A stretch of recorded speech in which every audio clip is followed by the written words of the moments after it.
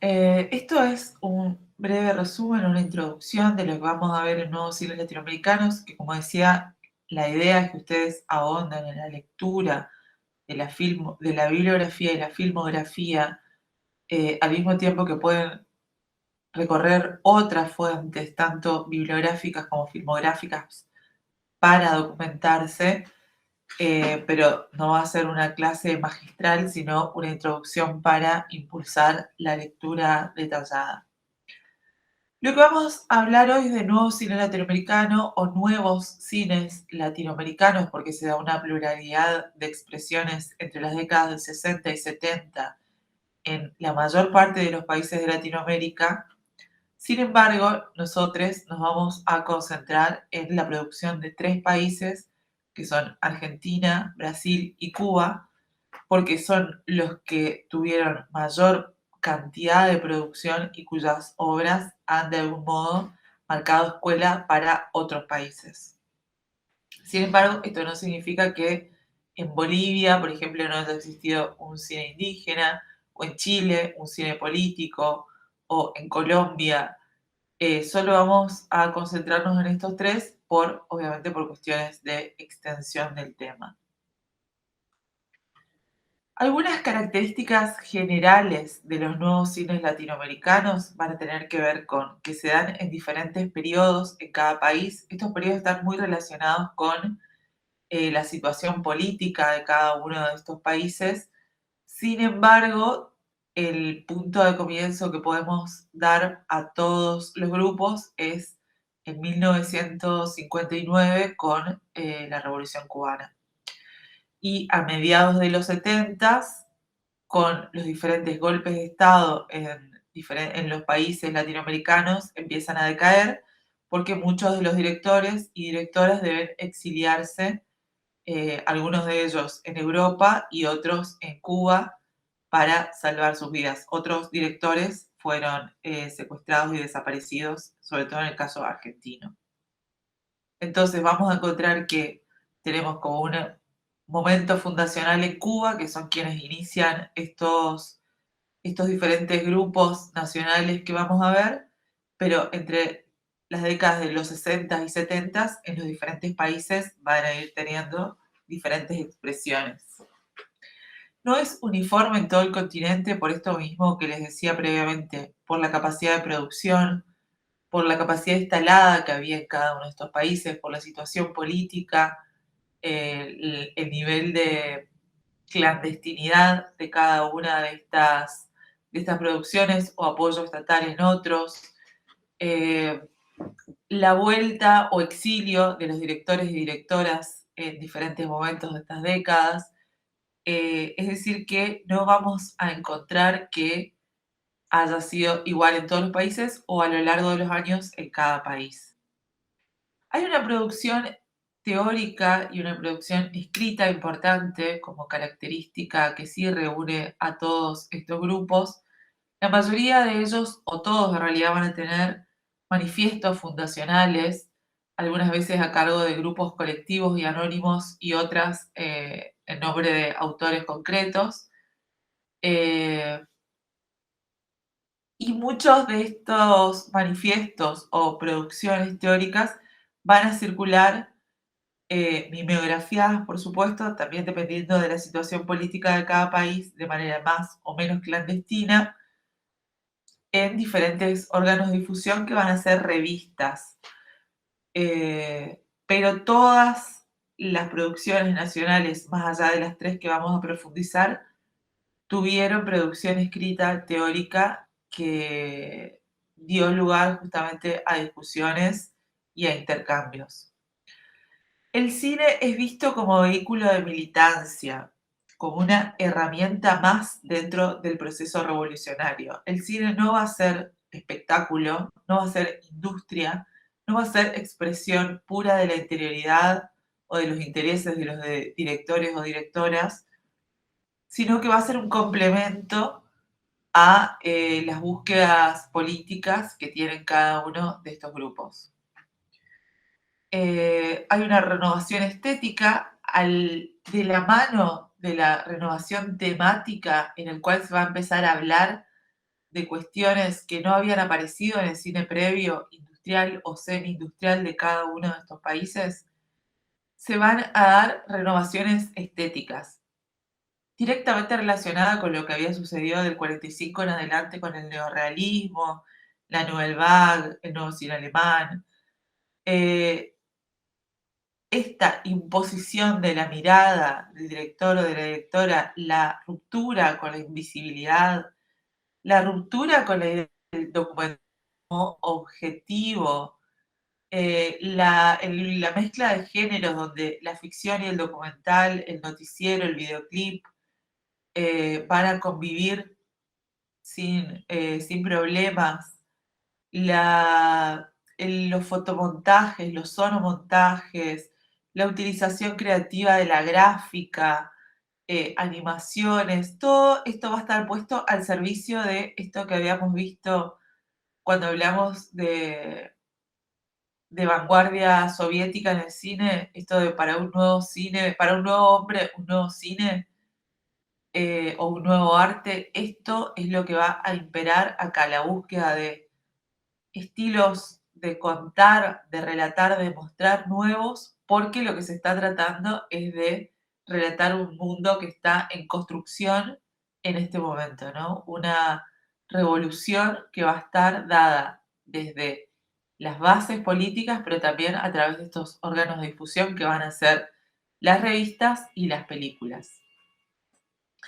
Y el último paso, pero no menos importante, que tiene que ver con los modos alternativos, tanto de producción como de exhibición. Ya no va a haber casas productoras o estudios que van a financiar las películas, sino que muchas veces esas financiaciones van a venir de de los propios fondos de los directores o de fondos de difusión de los partidos, en el caso de que fueran películas partidarias. Películas cooperativas, muchas veces vamos a encontrarnos con films que fueron hechos con restos de celuloides del trabajo de los directores, de su trabajo diurno, digamos, como ser directores publicitarios, como en el caso de Pino Solanas, o camarógrafos de noticieros, como en el caso de Glazer,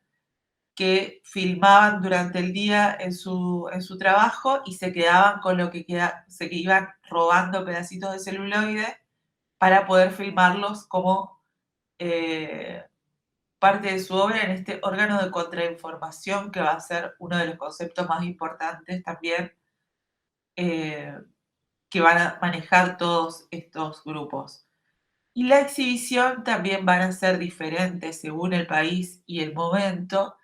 pero no van a tener una difusión mayormente, más allá de ciertas excepciones, una difusión comercial en el sentido de una película que uno va al cine a determinada hora, paga una entrada, termina la película y se va a su casa. Eso no va a pasar acá, van a ser exhibidas muchas veces en clandestinidad, ¿no? Pero en centros barriales, en sindicatos, en universidades, en casas particulares, van a ser exhibidas de madrugada, en medio de lugares alejados de la ciudad, en iglesias en algunos casos, en villas. No van a ser a veces exhibidas completas, sino por partes. Y lo más importante es que cada una de estas funciones de cine van a estar acompañadas siempre de debate, de una presentación y de un debate con las personas presentes en la muestra de la película, porque como decíamos, la película no va a ser un fin en sí mismo, sino un medio para eh, un medio revolucionario, un medio para impulsar la reflexión y la acción sobre todo. Vamos a empezar hablando del nuevo cine cubano, que es, como decíamos, el primero cronológicamente y el que de algún modo le va a dar un impulso a todas las demás cinematografías nacionales o a los grupos nacionales, porque va a ser el único que cumple una función estatal, va a ser el único que tiene un apoyo estatal, es decir, que tiene toda una infraestructura de cámaras, de sonido, de película, de revelado, de exhibición, diferente y sobre todo de formación. La primera escuela de cine de Latinoamérica estuvo en Cuba y sigue existiendo. Y tenían resuelto el tema de la exhibición y de la conservación, porque a través de la creación del ICAIC, que es el Instituto de Cine Cubano, van a tener la Cinemateca, que es donde se van a no solo conservar las películas que se produzcan en Cuba, sino todo el cine político latinoamericano y del tercer mundo en general va a quedar en la Cinemateca Cubana, y muchísimas películas que en sus países fueron dadas por perdidas en los diferentes golpes militares o con la desaparición o persecución de sus directores, terminaron teniendo una copia única de conservación en la Cinemateca Cubana. Es decir, que cumplió ese rol teniendo el apoyo estatal, por supuesto el soporte estatal, y siendo pensado como un cine de propaganda del régimen, muy diferente a lo que sucedió en todos los otros países de Latinoamérica. A partir de 1960 se empiezan a producir una inmensa variedad de películas que van desde largometrajes de ficción, largometrajes documentales, muy enfocados en el género del noticiero, videoclips, cortometrajes, animaciones, todo tipo de producciones audiovisuales para llevar el mensaje revolucionario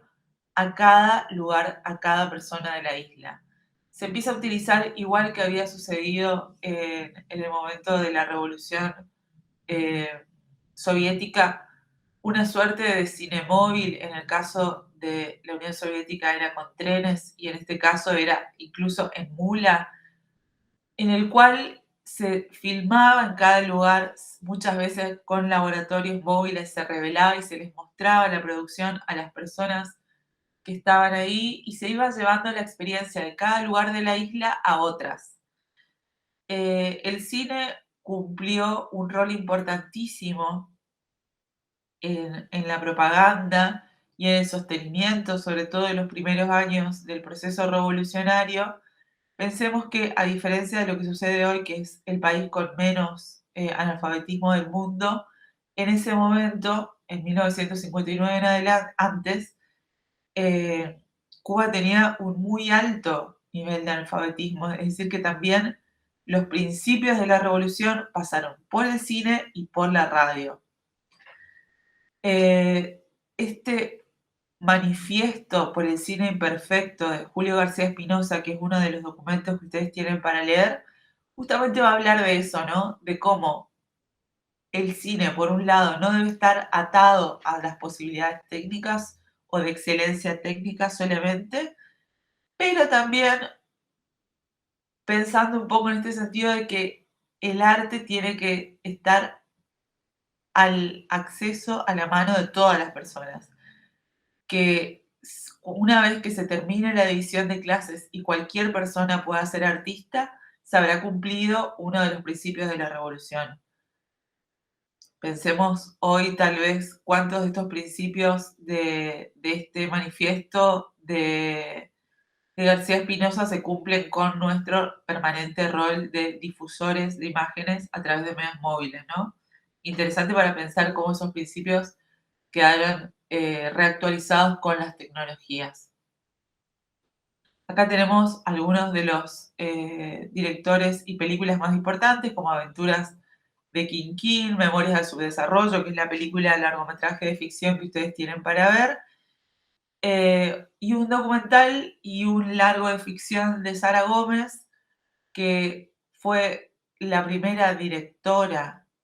de cine cubana y fue la primera directora mujer de El ICAIC. Sus películas son muy interesantes porque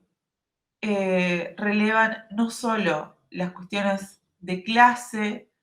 que cruzan la revolución, sino las cuestiones patriarcales y raciales. Es decir, que lo que hoy nombramos como feminismo interseccional está plenamente mostrado en su obra, porque ella en esta contradicción nos muestra cómo, al mismo tiempo que se está peleando por ciertos principios revolucionarios, no hay que dejar de pensar en cuáles son los privilegios que siguen teniendo los varones y las personas blancas dentro del proceso revolucionario. Así que en esta ambigüedad que también va a aparecer en el cine cubano, va a haber algo muy interesante. También va a aparecer en Memorias del Subdesarrollo, que ustedes tienen para ver, porque el cine no va a ser, sobre todo en las primeras 2 décadas, servil al régimen. Va a trabajar por las ideas de la revolución, pero señalando las contradicciones internas. Es decir, que eso también es muy interesante pensarlo. Tomás Gutiérrez Alea, con estas 2 películas también muy importantes, y sobre todo la obra y figura de Santiago Álvarez, que esta que vemos ahí, ustedes tienen para ver en el aula virtual, que es Now, es el primer videoclip de la historia del mundo, es un videoclip político, hecho con un fotomontaje sobre el racismo en Estados Unidos. Es una cosa muy extraña cuando uno lo piensa, pero el manejo de la imagen y el sonido y cómo ese material permitió y sigue permitiendo hoy abrir discusión sobre el racismo es muy, muy interesante. La figura de Santiago Álvarez es muy importante porque él también estuvo a cargo de los noticieros y fue muy, muy importante su obra para mostrarle al mundo cuáles son las formas de producir información y contrainformación, justamente a través de medios totalmente irreverentes como el humor, la animación, las entrevistas en la calle, siempre un paso adelante en la forma de atraer al público y de sostener su atención con el fin de provocar la discusión en pos de la revolución. Y acá es interesante esta frasecita de Santiago Álvarez que dice: el documental no es un género menor como se cree, sino una actitud ante la vida, ante la injusticia y ante la belleza. Los documentales de Santiago Álvarez son increíbles, tiene muchísimos y recomiendo cualquiera que encuentren o que quieran ver, me los pueden pedir también, eh, porque realmente es, junto a Siga Bertov, que habíamos visto de cine soviético, probablemente los 2 directores señeros en cómo revolucionar o cómo repensar el género documental desde un lugar no solemne, no atado a la supuesta objetividad, sino como una reinvención de la mirada sobre los hechos de la realidad objetiva. Hay un concepto muy importante que va a aparecer en el manifiesto de Cine Liberación, de uno de los grupos de cine político argentino, que va a dominar toda la producción de nuevo cine latinoamericano, que tiene que ver con la propuesta de realizar un tercer cine. Y a esto se refieren con un primer cine, que es el cine comercial y el cine de Hollywood, el cine como industria del espectáculo, que propone al espectador y al espectador un lugar pasivo. Esto que decíamos, ¿no? De ir, sentarse, poner una entrada, se termina la película y me voy a mi casa y no pienso más en esto, es un momento de evasión, de alienación. Un segundo cine, que es el que se propone desde Europa a partir de 1945 y que en los 50 y 60 se consolida con mucha fuerza, que es el cine de autor, en el cual hay una búsqueda artística, estética y de reflejo de la interioridad de la persona que está relatando. Y un tercer cine, que es el que proponen, que tiene que ver con la búsqueda política, dicen. Este tercer cine busca la utilidad política del arte, es un cine de descolonización, de despatriarcalización, es un cine anticapitalista, es un cine militante y revolucionario, que cumple estas características que habíamos nombrado previamente de una producción descentralizada, una exhibición que no tiene como búsqueda el lucro y sobre todo la exhibición que funciona como disparador de militancia, disparador de procesos de cambio mental y de acción para cambiar el mundo. Uno de los 2 grupos de cine político argentino es Cine Liberación. Estuvo encabezado por Pino Solanas. Disculpas, el director de cine político Pino Solanas, que falleció a principios de este año, una de las víctimas del COVID, que tiene una impecable búsqueda a lo largo de los años, a lo largo de su producción en ficción y en documental, que empieza con esta película en 1968 y se extiende hasta hace un par de años, que ha estado comprometido con los diferentes momentos de la historia argentina y que va a unar la calidad estética, la calidad de la visión interior de cómo se debe reflejar la revolución y el contenido de la investigación. Es muy, muy interesante toda su obra. Acá solamente vamos a ver La Hora de los Hornos, que es una película que tiene, bueno, ahora vamos a ver un poquito más, que él filma en 1968, es decir, igual antes, pero en ese momento se empieza a difundir de modo clandestino junto a Octavio Getino. Otras películas del grupo de cine Liberación, El camino hacia la muerte del viejo Reales, de Gerardo Vallejos, un director jujeño, Ya es tiempo de violencia, de Enrique Juárez, y El manifiesto hacia un tercer cine como producción teórica. Como decíamos, cada uno de estos grupos va a tener una producción teórica de mayor o menor medida, pero una producción en forma de manifiestos que iban a circular y que iban a servir como disparadores también de la discusión, no solo entre los pares realizadores, sino con los espectadores y las espectadoras. Este manifiesto hacia un tercer cine también lo tiene en el aula virtual y es uno de los documentos que ustedes deben consultar y leer previamente al trabajo práctico número 3. La Hora de los Hornos, que es la película insignia del Grupo de Cine Liberación y es una de las películas más importantes de la historia del cine argentino, de hecho aparece en todos los libros de historia del cine del mundo, de todos los momentos, tiene que ver con un documental que está dividida en 3 partes. Cada uno de estos bloques tienen diferentes tiempos en relación al contenido y está destinado cada uno de estos bloques a una utilidad política distinta. La totalidad de La Hora de los Hornos dura 4 horas y 20 minutos. Ustedes tienen que ver la primera parte, que es neocolonialismo y violencia. Esa primera parte está dividida a su vez en varios capítulos que se exhibían por separado dependiendo del lugar en el que se iban a presentar. Por ejemplo, había bloques destinados a pensar la cultura, la neocolonización de la cultura que eran exhibidos en Cuenta Pino Solanas,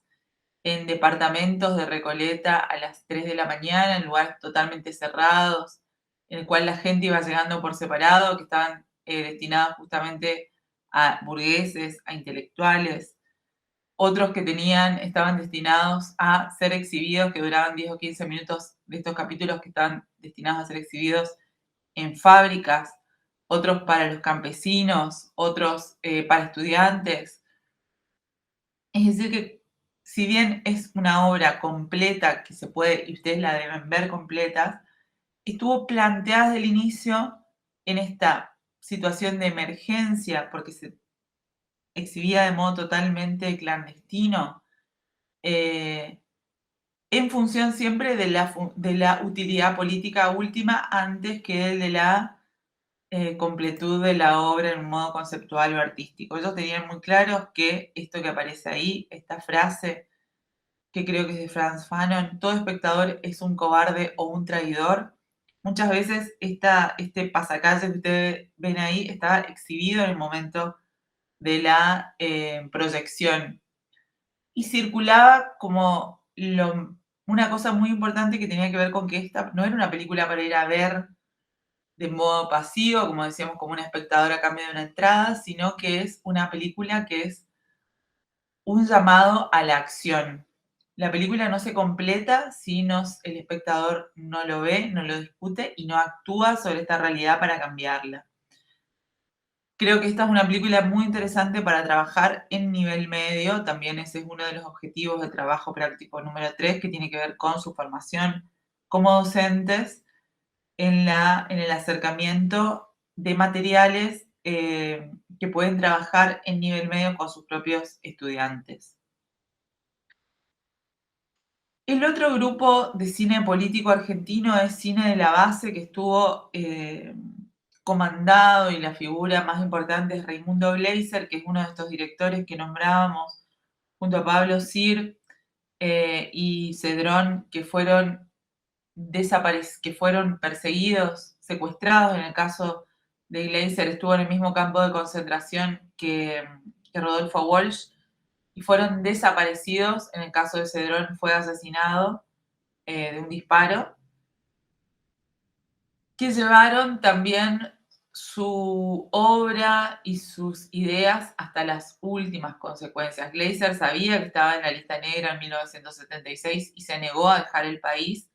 para quedarse a continuar con la lucha acá. Cine de la Base era el órgano de difusión audiovisual del PRT, y Gleiser es también uno de los directores más interesantes porque él combina en todos sus films, al igual que Santiago Álvarez, diferentes formas de acceder a la realidad. En el documental que ustedes tienen para ver, un corto que se llama Me matan si no trabajo, si trabajo me matan, van a ver que es una combinación de recursos y de géneros increíble, donde hay videoclip, fotomontaje, animación, una pequeña parte de ficcionalización, entrevistas, encuesta audiovisual, es decir, todo pasa en esos 20 y pico de minutos. Y su otra película más importante es Los Traidores, de 1973, que es una película sobre el sindicalismo. Es una película que estuvo proscripta y prácticamente perdida durante muchos años, porque una vez que vuelve la democracia, eh, digamos, primero con la vuelta de Perón la prohíben porque la visión que se daba sobre el sindicalismo era muy negativa, y con la vuelta de la democracia también eh,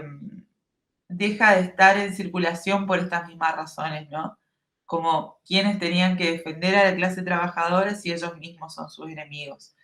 Muy, muy interesante y muy polisémica su obra. Tienen para ver el cortometraje, y también les dejo como optativa Los Traidores. Por último, para no hacerlo tan largo, Cinema Novo, que es el cine que se da en Brasil. Tiene, a diferencia de estas producciones que estamos proponiendo, son largometrajes en un sentido mucho más tradicional, ficcionales y con una mirada de autor. En Brasil se estaba dando, bueno, un principio de un proceso desarrollista muy importante, había una producción cinematográfica importante, pero de películas, lo van a encontrar en la bibliografía, así se llamaban chanchadas. Es similar a lo que hacían acá Olmedo y Perón. Son películas colaboracionistas con el régimen, que escondían y alienaban a través de la cierta idea de comedia o de películas pasatistas los contenidos eh, de propaganda de los diferentes regímenes autoritarios de cada uno de los países de Latinoamérica. Y frente a eso es a lo que responde Glauber Rocha, sobre todo, que es la persona quien encabeza este grupo, primero a través de sus libros, tanto del Manifiesto de la Estética del Hambre como sus otros textos, respondiendo con películas que son a veces difíciles de exhibir ante el pueblo y ante la clase obrera brasileña. A diferencia de todas estas películas anteriores que estuvimos viendo, que estaban pensadas como herramienta directa de lucha política y de acceso al cambio social, estas son películas que tienen una mirada autoral, que reflexionan sobre temas de la historia eh, reciente, a veces un poco más lejana también, de lo que sucedía y había sucedido en Brasil, y que tuvieron poca circulación dentro de su país y muy poca aceptación dentro de las clases populares, eh, también por esta dificultad del acceso al lenguaje muchas veces. Sin embargo, tienen una eficacia política porque lo que se muestra en las películas, sobre todo de Glauber Rocha, empieza a ser por el tipo de lenguaje exhibido en festivales de todo el mundo, en cinematecas de todo el mundo. Se empieza a discutir de la situación política brasileña y de la historia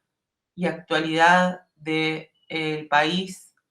a través de las películas de Glauber Rocha. Tuvieron un circuito muy distinto al de las otras películas de cine político latinoamericano, pero cumplieron un rol esencial en la difusión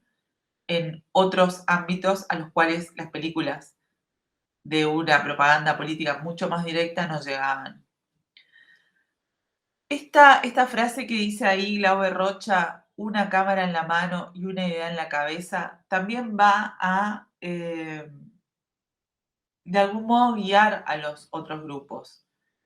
Esto de que se podía mostrar desde el punto de vista de cada uno de estos autores una posibilidad de reflexión para cambiar la realidad sin la necesidad de una gran industria, sin la necesidad de un estudio, sin la necesidad de una cadena de cines, va a ser muy importante. Tenemos ahí, bueno, la estética, el manifiesto de Glauber Rocha y algunas de sus películas más importantes como Dios y el Diablo en la Tierra del Sol, Tierra en Trance y Antonio de las Muertes. Sus películas están ambientadas en el Sertão, en el noreste brasileño, que es ese Brasil de espaldas al resto del Brasil que estaba en este proceso desarrollista o con ciertas ideas de exotización, de riqueza, de crecimiento, de alegría, de, de abundancia que se estaba vendiendo hacia el mundo y muestra a este desierto donde las personas viven de un modo prácticamente similar al del medioevo, con profundas discriminaciones raciales, con una introducción de la religión de modos nefastos, ese Brasil que no aparece en el ideario de lo que es Brasil es lo que va a ser exhibido en las películas de Glauber Rocha. Y acá tenemos algunas otras películas importantes en el Cinema Novo. Glauber Rocha se exilia en Cuba en el golpe de Estado y termina su obra ahí. Pino Solanas en Francia, bueno, Raimundo Gleiser ya le contamos que fue desaparecido en Buenos Aires en 1976. Muchos de estos directores no terminan sus carreras en sus países por las presiones políticas, y acá tenemos algunos de los otros, o pasan a ser películas más aceptables a los regímenes totalitarios en cada uno de los lugares. Eh, bueno, esto es todo, le dejo la filmografía, la bibliografía y quedo también a su disposición, reitero, para las preguntas o comentarios que tengan.